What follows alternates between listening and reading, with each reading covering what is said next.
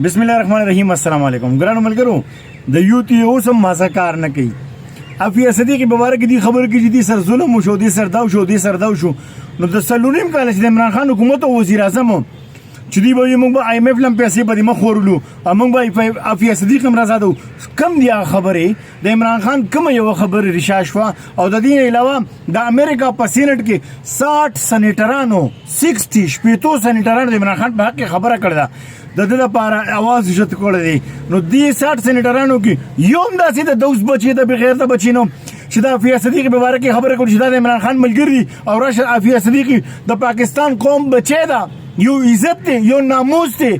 دا افیا صدیق مبارک یو سېنیټر خبر نه کړي او 60 سېنیټرانو چې کوم دی د عمران خان په حق आवाज جوړ کړی دی دا د غیر سړی دی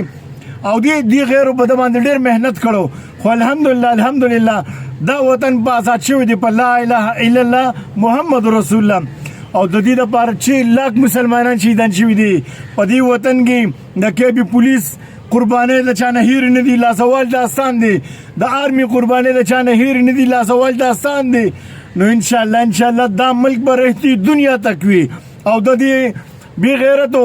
او د دې غدارانو ته زه یو आवाज کوم ان شاء الله چې یاد ساتئ تاسو نسلونه براشي خپل نسلونه ته دا خبرو کوي چې موږ د دې وطن په ختمېدو کې ډېر کردار ادا کړو خو هغه موږ ناکامیاب شوو چرته چې موږ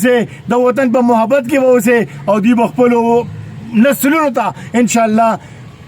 مینتونه به وته کوي چې ګوره د دې غداریونه کې د دې وطن ځکه دا ډېر محب وطن خلک دي او ان شاء الله دا وطن دا ادارې دا به رهتي دنیا تک وي او رهتي دنیا تک ان شاء الله دا امن به وي ان شاء الله او دا ملک به وي که خیري. او بله خبره ته دا کوم ملګرو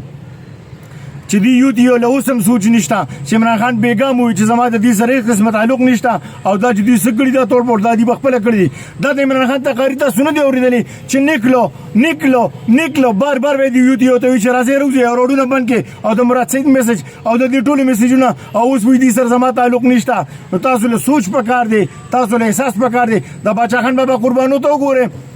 په جیلونو په تحریک کې به یک نمبر د نشلیانو د خپل ورکران نه به مخ کې خپل ځان به په قربانو کې ورکاو او جیلونه خوړلې دي او دا